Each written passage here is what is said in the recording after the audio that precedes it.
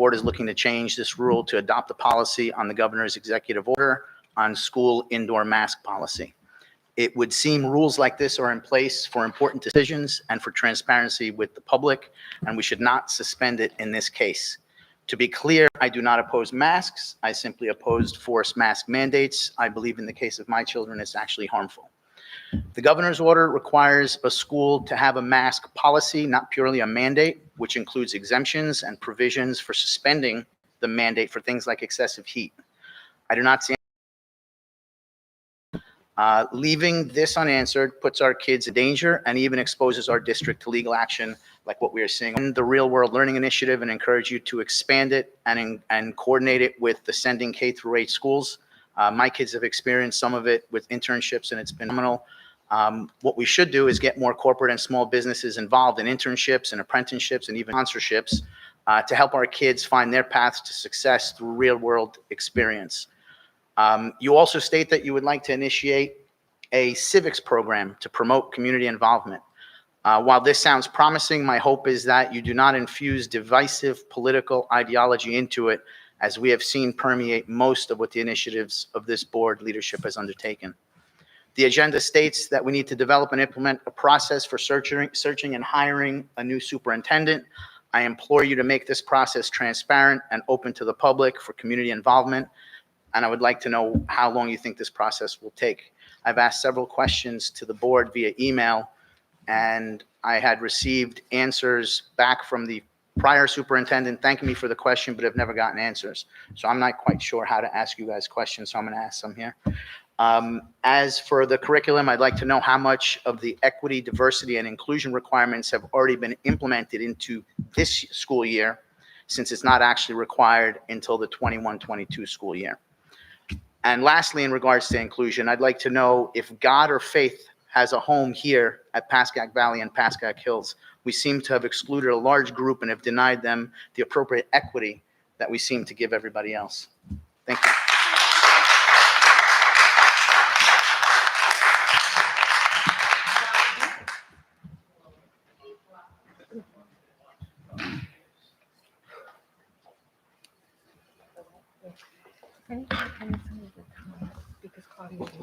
Carol Adams, Montvale, 50 some odd years there.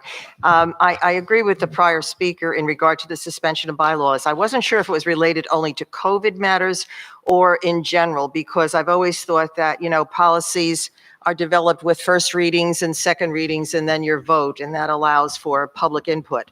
And number two, curriculum plans and textbooks. In the interest of transparencies and parental respect, I formally request that this prestigious board post curriculum plans for each course on our district's website as soon as possible, noting each unit of study, student learning objectives, themes, textbooks, and all other materials used in the implementation of the curriculum plan, and parents given the opportunity to observe all and respond at the end. In regard to civics education, and particularly as we acknowledge the heartbreaking loss of the lives of young American soldiers and many more in Afghanistan, and the 20th commemoration of 9/11 attacks, many parents and taxpayers strongly oppose active civics that leads to anti-American behavior. Further, any instructor who encourages such behavior should be immediately terminated. Instead, let's focus on the basics. I present these simple, fundamental elements in handouts that I've had for years: a pocket constitution, the laws of the Senate, the legislative process in New Jersey, our flag, the absolute respect and admiration, how it's to be handled, how our laws are made, both here in the county and locally and in the state. I think students should know that like the back of their hands before they move out into the world and become these active citizens that you intend.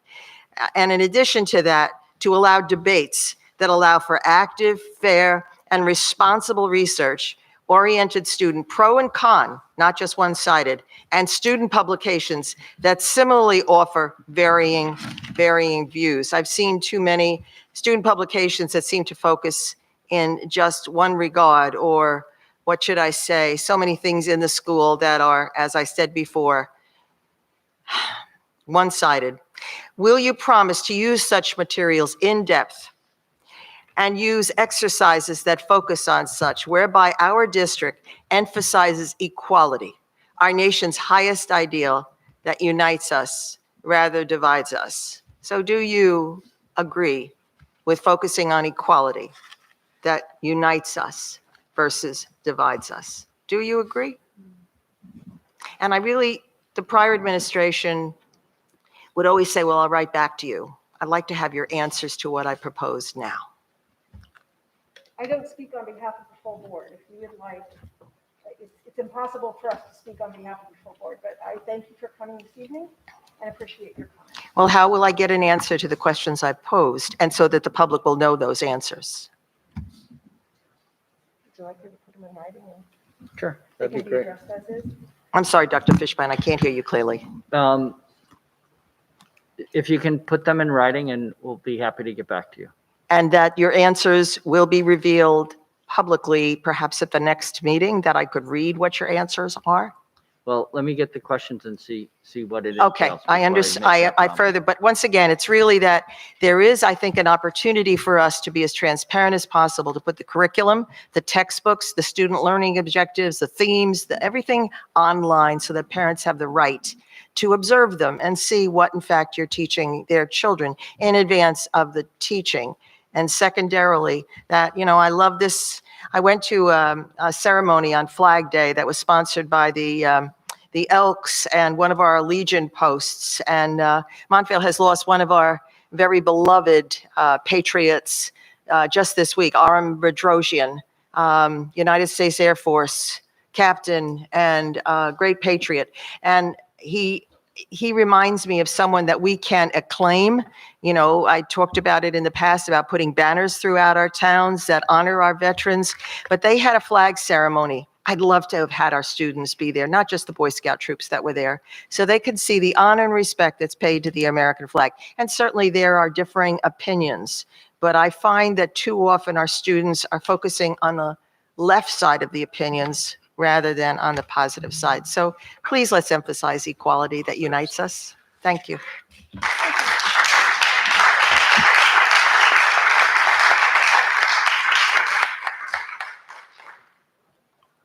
Is there anyone else who'd like to speak this evening on agenda items?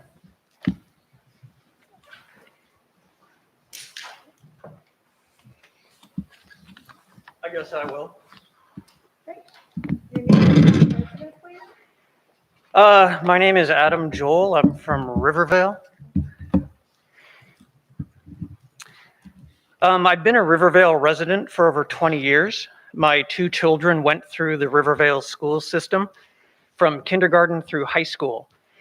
One is now in his senior year of college and prepping for grad school, and the other just began medical school. Both are pursuing lives dedicated to the health and well-being of others. Thank you to the educators and academic leaders who facilitated their achievements over the years. To be honest, I didn't want to come here tonight, but I felt compelled. And I consider that sad. It's depressing that I feel obligated to spend a free evening at the start of a busy work week to come here and commend the board for making obvious decisions. I extend my appreciation to the board for setting return to school policies that adhere to basic health precautions predicated not just on health and governmental agencies, but on common sense. The BOE's very reason for being is to ensure policies and practices that are dedicated to the learning and the welfare of our students.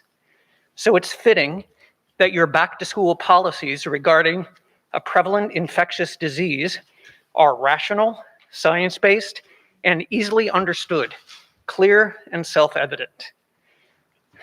Alas, we see here this evening and at board meetings around the country, fringe groups burning a lot of calories to deny realities to protect children.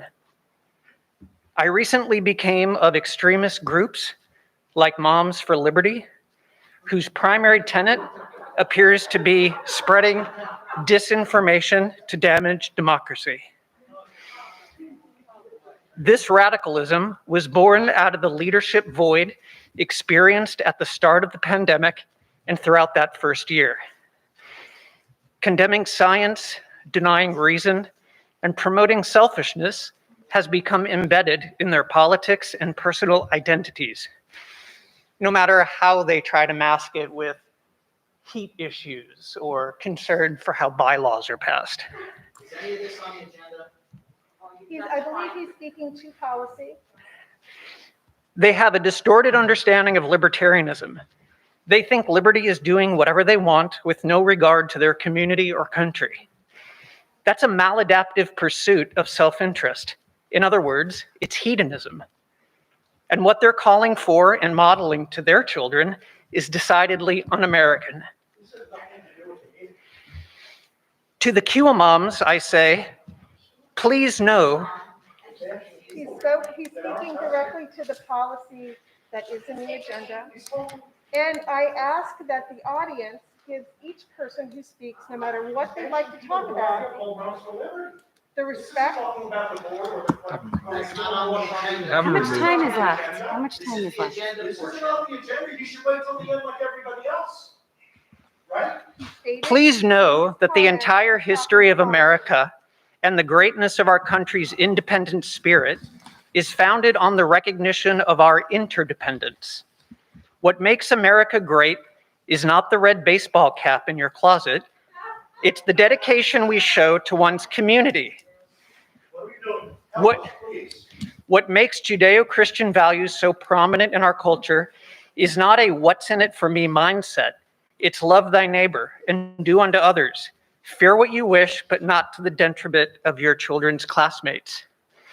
So again, I thank the board for making intelligent choices, for being rational, for choosing the health of our children and the community, and for not kowtowing to a boisterous minority. So to conclude, so I don't have to spend valuable personal time coming to a Board of Education meeting in the future, let me go on record thanking the board for the following in advance. Thank you, board members and educators, for teaching our students that the earth is indeed round, that humans actually did land on the moon, and for the truism that the most ignorant often speak with the loudest voice, and those who know the least are often the most convinced of their beliefs. Thank you. Is there anyone else who would like to have an opportunity to speak in the podium to address the board this evening?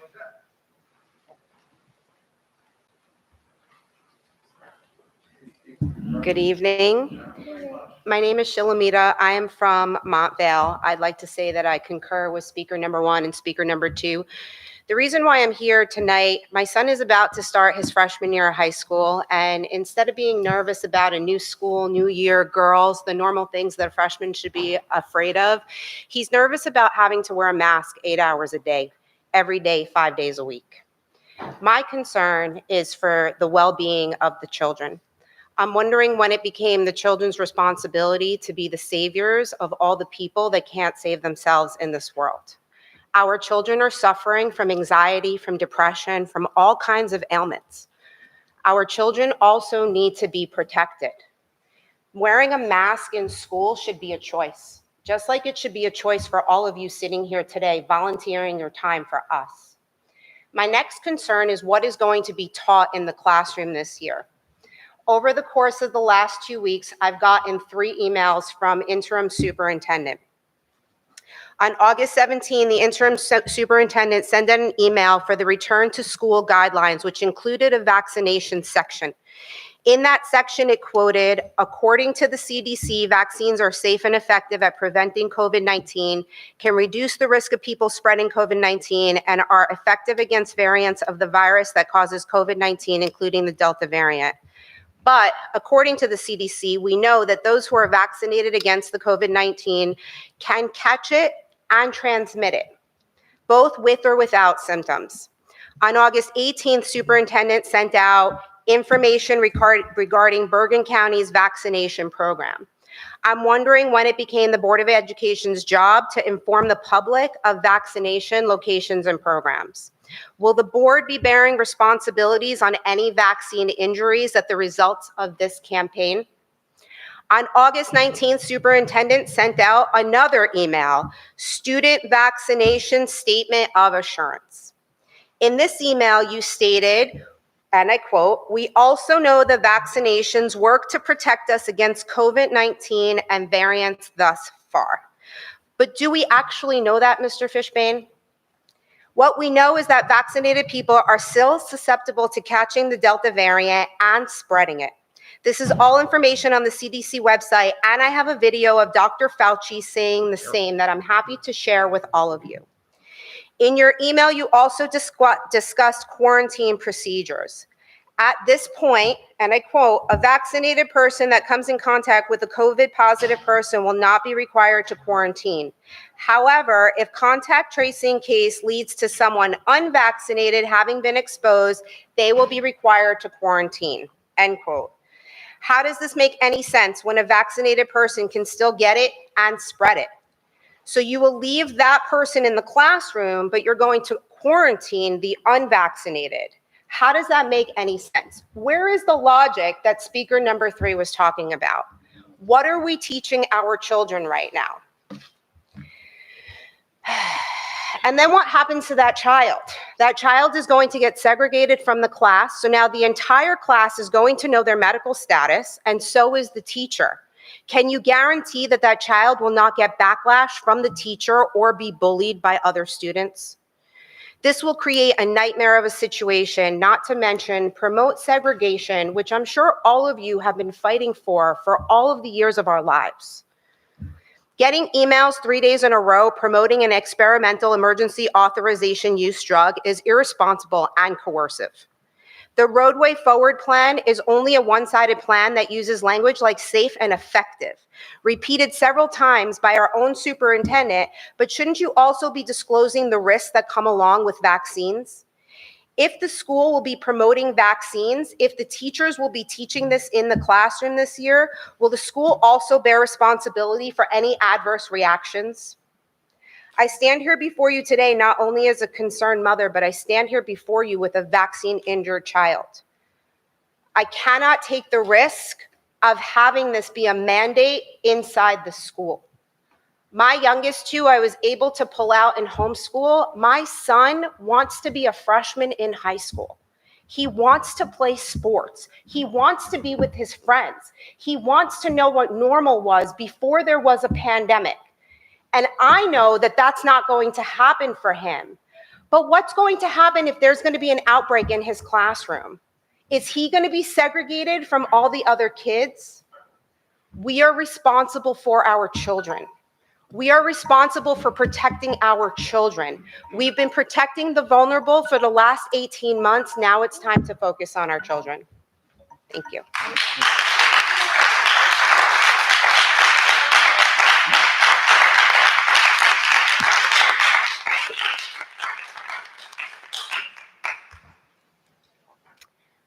Maria Giannopoulos, 7 Ellsworth Terrace, Montvale. I had no intention of speaking this evening. I came here to listen. I want to know what's going on in our schools. And you're speaking specifically about the policy of mask wearing, I know. to clarify. No, Because I right never, now, We're talking about policy issues, so. I'm just going to discuss what she just said regarding the policy. Okay. And, If we're talking about and just, policy, then that's great. You can speak at the end of the meeting if it's not on policy. I'm sorry, before I started speaking, you allowed the number 3 to go and speak to us like that regarding which And policy? he talked about the policy. I'm about to speak about a policy. That's Did you great. let me finish? That would be I said I great. wasn't going to say anything and you didn't let me even speak and you've already attacked me? I'm simply saying, did I even speak? Please. Thank you. I was just going to refer to what the young lady who spoke right before, and I have not been up as much as everybody else. And I am an attorney in New York City, okay? I'm not part of this quinoa. What did you call us? I'm sorry. Okay. And, okay, no, I'm not one of those. I'm a mom in Montvale who really cares about my community. And I've spoken before on other issues. Unfortunately, I've never been able to come here because I've been working.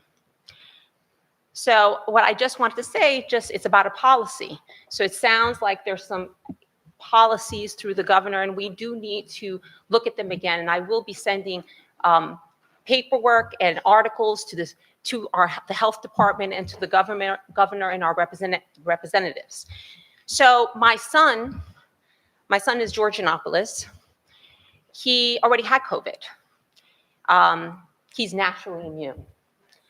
That's the best kind, right? So it just happened the other day. He's on the soccer team. He's very proud. He got COVID, and it's been well documented. He stayed home. You know, he was asymptomatic. Thankfully, everything was fine.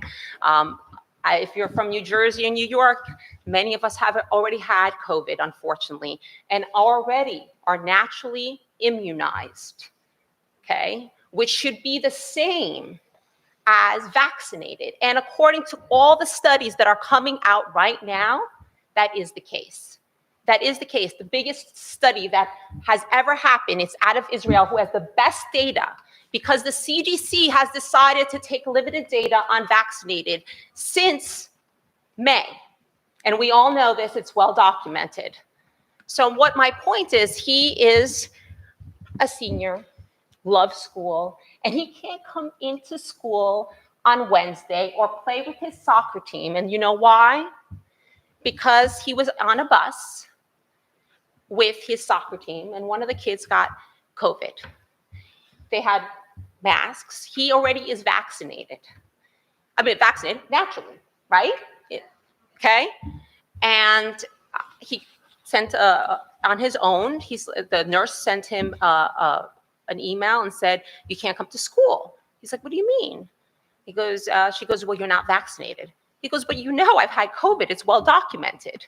He goes, "I am. I'm immunized." Very smart boy, don't you think? So he said, "Well, I was wearing a mask. I was not even 6 feet away from him from the bus.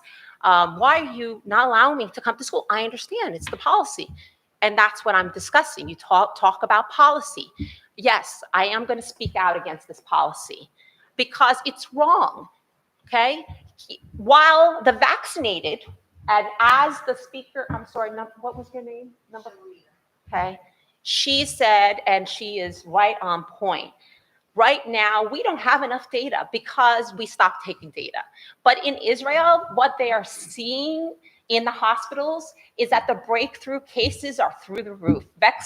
You're vaccinated, you can still transmit it, and you can still get symptoms and be hospitalized. Okay, so then if that's the case, and it's proven, okay, there are studies and there's so much data coming out of Israel, and they have the best data. 78% or something, very high vaccination rate. So tell me, I'm trying to figure this out, and I will be sending all this to the governor, including all the articles that I have in every case and the studies and the data. Why is it that my son, who has better immunity, okay, according to this, it's 6-fold, 13-fold, and for symptomatic, it's 27-fold, and even better for Delta variant. Why does my son have to stay home? Why? He's the co-captain of the soccer team. He wants to be there for his students. I'm about to stop, but I'm just telling you, it's a problem. And the vaccinated didn't even have to be tested. So where's the data? If they went, the rest of the team that was vaccinated did not have to be even tested. They could go to school like nothing happened. How are you going according to the science? Tell me that. I'm sorry, you're And absolutely. Thank you. Thank you.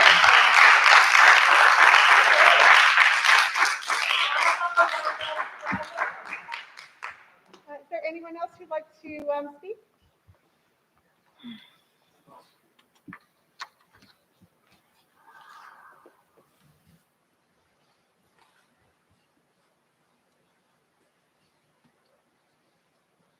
Hello? My name is Eric Kaplan. I am a Montvale resident. I was born at Pascack Valley Hospital in Westwood. I grew up in Rivervale. My whole life, I've lived there basically until I got married, and then I moved to Montvale, just down the street. So I've been in the system my whole entire life.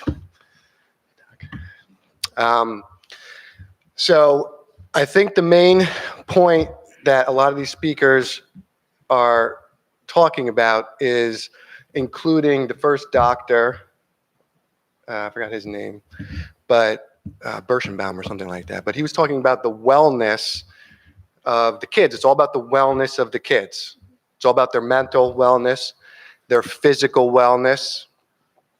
If that's what this is about, every decision that's being, or every policy that's being implemented goes against their wellness. And it starts from the governor. What was the governor? The governor told us, we get vaccinated, we could go to concerts, we could go to parties, we could hug everybody. And that's what everybody did. But that was a bad policy because now it's spreading. It's spreading with all these vaccinated people. The policy that they're giving us is wrong. And they're saying if we get vaccinated, we could do whatever we want. That's not good policy. Oh, the vaccinated could do whatever they want. They could stay on the bus and they have no repercussions. That's the exact opposite. That has nothing to do with wellness. So we need to change policy, or these kids will be sick. These masks, this all started when my kid was in kindergarten. What's kindergarten about? They need to see the face. That's my kid. He's in kindergarten and he can't see a smile. He can't see if somebody's sad. He has no idea because of this policy. These are our kids. These are our kids. And if you guys care about the kids, we got to change the policy. And if you're the superintendent and the parents want to change this policy, let's change the policy. Do we have the power to do that? If all the parents want to make it mask optional, is that possible to do? I'm asking you right now. Can you answer that?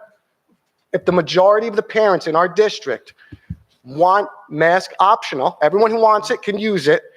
But if they vote on mask optional, do you have the power, no matter what the governor says, to say, we're going to do it in our district?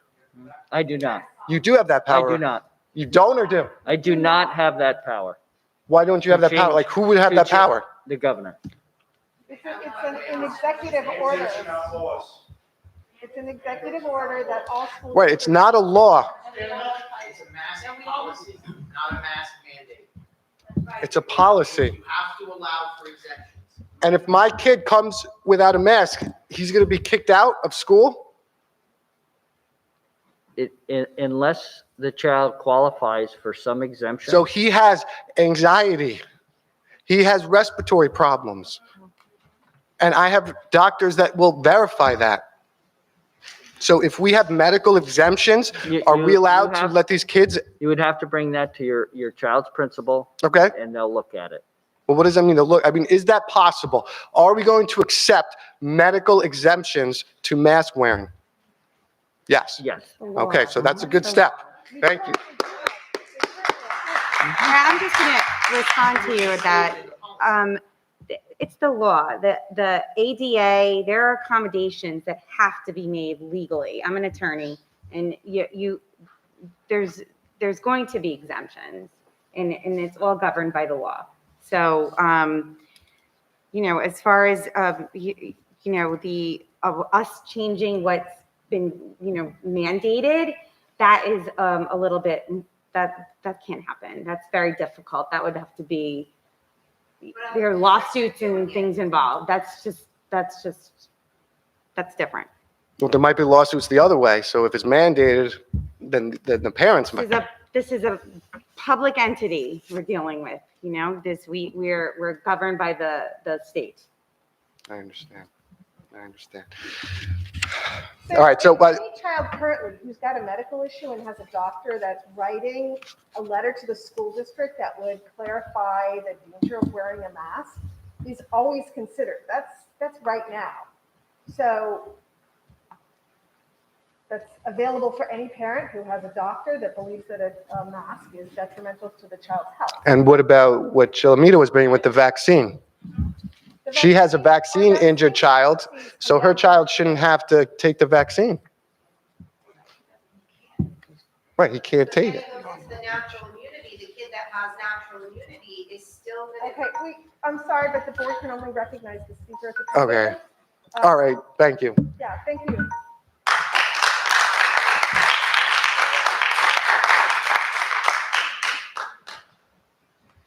Would anyone else like the opportunity to speak?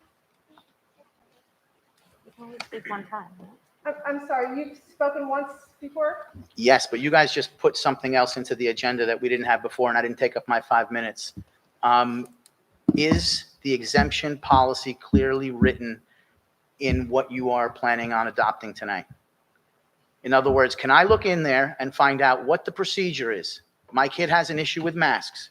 I go to the doctor, I get a letter. What happens? Isn't that outlined by the Department of Education? It is. So the Department of Education's clearly outlined the exact steps that a parent needs to take in order to make that happen. I would be happy to have And our it's in the executive order. It is. I know it's about, so what is the school's policy? When you receive a note from a doctor stating that he agrees this child should be exempt, what happens? Do you simply approve it? Do you put it through your own process? Do you It second does go guess? through a process and So you'll and- second guess our doctor? No, but we do. We So do have a that's what process. I'm saying. You are looking to suspend a rule, right, that allows you to pass something tonight that hasn't clarified these things. Let me ask you about excessive heat. Where do we draw the line? It's 90 degrees outside, 95 degrees. Does humidity play a factor? Where do we draw the line on a heat exemption? Where is it? You realize that you're exposing this community to legal action, okay? Miss, you're a lawyer, and I think you may want to explain that to them.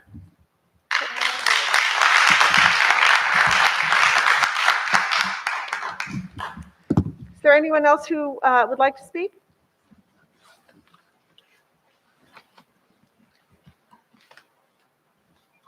Hi, everyone.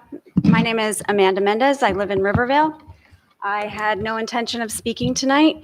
I was just coming to listen. I've never attended a Board of Education meeting, but I'm to the point where I feel obligated to speak up because of the things that so many have already spoken on tonight.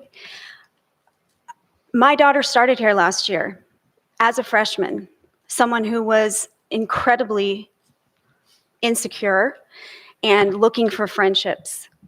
She came to this school twice a week. On the rare occasion, she got to come 3 times a week for a few hours per day. She did not meet one person, not one new friend for the entire school year. And I blame it all on these masks. I don't know how any insecure young child can go to school and try to meet someone when you can't see their face. I believe that these masks should be optional. If someone is scared of this virus, let them wear 1, 2, 3, or 4 masks. I don't care. But I don't think that my child should have to suffer any longer. As the other people have shared, we have protected the vulnerable for 18 months. Now our children are the vulnerable.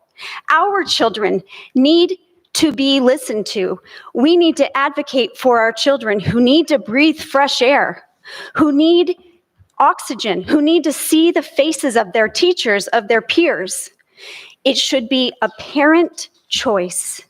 At this point, I don't care what Governor Murphy says. It should not be a mandate. But the problem with this whole medical exemption is that you are then putting the onus and the responsibility on a child to have the courage to walk into a huge school and be the minority. No child has that kind of courage. It's hard enough for a parent to say, you know what, I don't want to wear this anymore. My child, I shouldn't have to go get a medical exemption and then have her have the courage to walk through that door, showing her face and having everyone think, oh boy, she must be an anti-masker. She's not going to do it. She's going to continue to hide behind this because it's what everyone else is doing. This is causing so much detrimental psychological abuse for these poor kids, and this is impacting their education. It's impacting their social lives. It is impacting everything, and I think that there needs to be a policy. I do not believe a mandate is a law, and I believe that if all of the parents, I'm sure there are not all of the parents that want to get rid of the masks, but I'm sure that there is a large majority. But when is the board going to listen to the parents? When do we get a say in what our children have to endure for an entire day of school? Maybe we could bring in restaurant tables where they can take the mask off, because, you know, everyone takes the mask off at a restaurant. So why don't we do that? Can we bring in restaurant tables to the school instead of desks? Because these policies don't make a lot of sense. And then lastly, I have a huge problem with this questionnaire I had to fill out about the vaccine status. I do not want my child to be segregated from other students who are vaccinated and have her stand out like a sore thumb and have to be quarantined and looked down upon. And I certainly don't want any coercion coming to my child telling her that she needs to get vaccinated. I have given them, all of my children, every single vaccine that my doctor has recommended for their entire lives. They have not missed one. But I do not believe I should put something that is experimental into the body of my very, very healthy children when they are not at risk of dying of COVID. I've had it. I have natural immunity. There is no reason why anyone who has had COVID should have to be vaccinated or should be segregated from the rest of their class because their parents made a medical decision on their behalf. There is no reason why our children should be segregated. It's like putting stars on their shirt sleeves, and this is not the way we get to unity.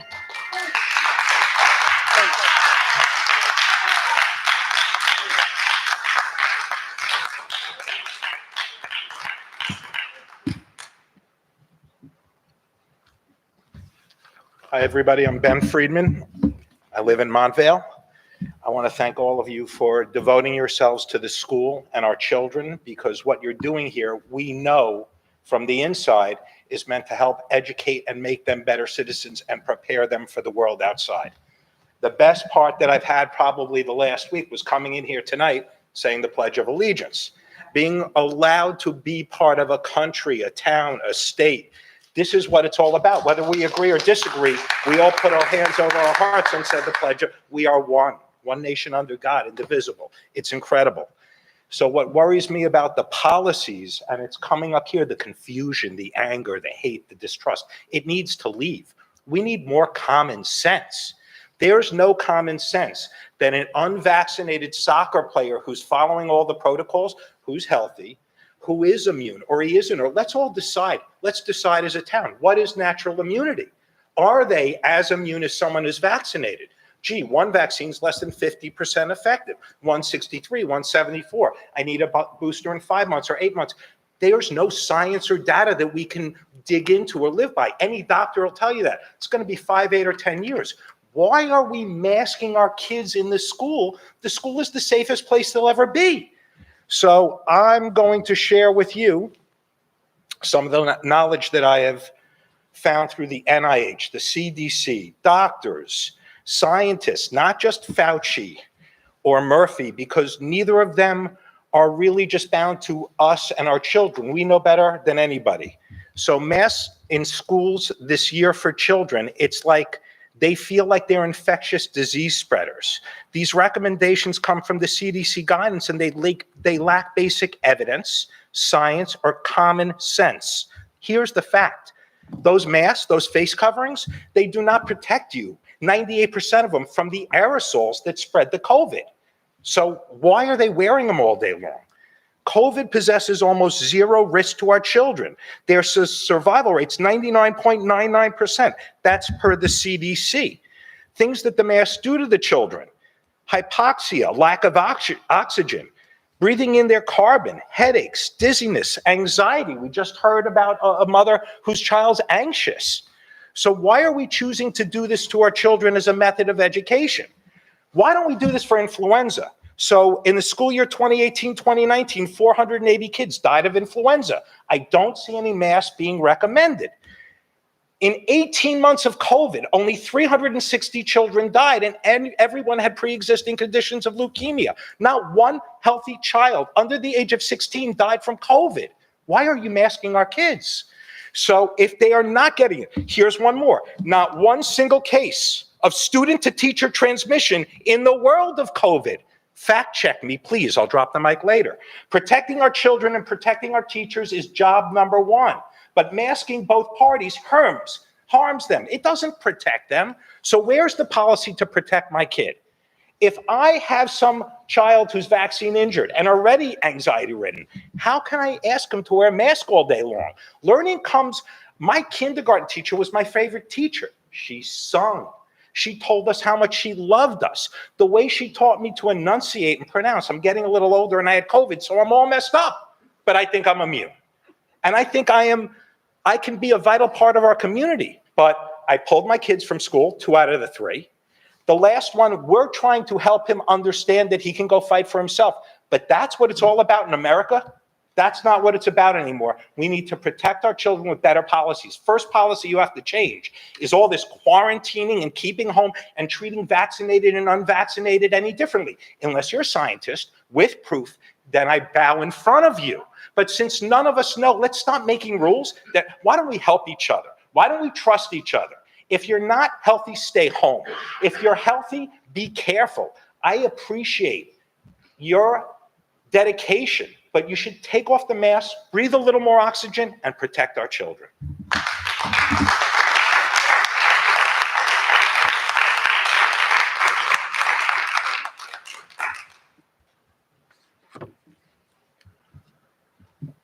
Good evening.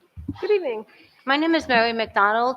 Mr. Fishbein, I'm the same Mary McDonald that's been emailing you about needing answers regarding our children and the CRT program that's being introduced to them, probably without the parents' knowledge and consent. My son is 16 years old. My son loves this school. My son had COVID. My 74-year-old cancer-ridden mother had COVID, and we are all fine. My son has anxiety. My son has adjustment disorder, and these masks are destroying his morale, destroying it for a virus that has a 99.9 survival rate. You have Fauci, the god of COVID, telling people the masks give people a false sense of security because they do nothing. There's no scientific evidence that these masks are protecting you from any virus, let alone COVID. I am one of those parents that am standing here with these people, and I am asking you to please let us be parents and let the parents have the right again of being parents and making choices, especially medical choices regarding our children and what's in their best interest. We know what's best for our children. You do not. You get to see our kids for a few hours a day.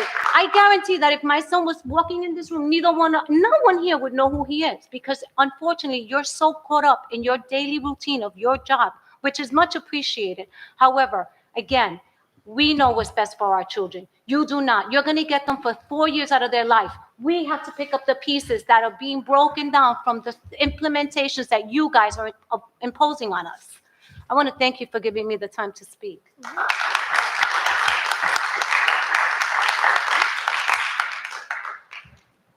Is there anyone else who would like to speak before we move on?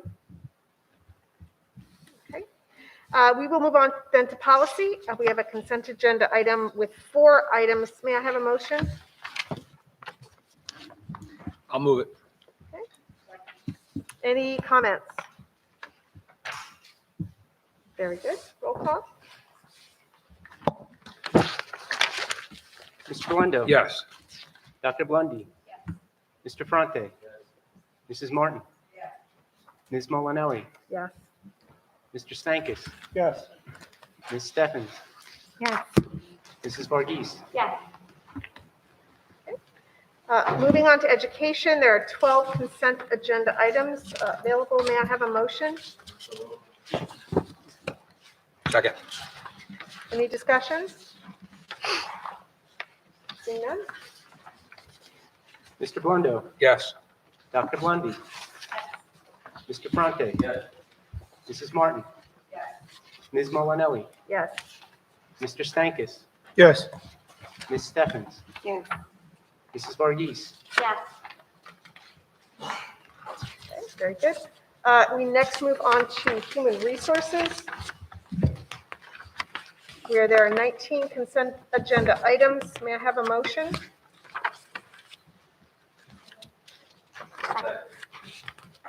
Very good. Any discussion? Okay, seeing none, roll call. Mr. Blundo? Yes. Dr. Blondie? Mr. Fronte? Mrs. Martin? Ms. Molinelli? Yes, except for abstention on 4B.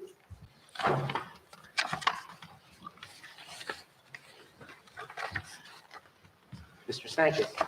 Yes.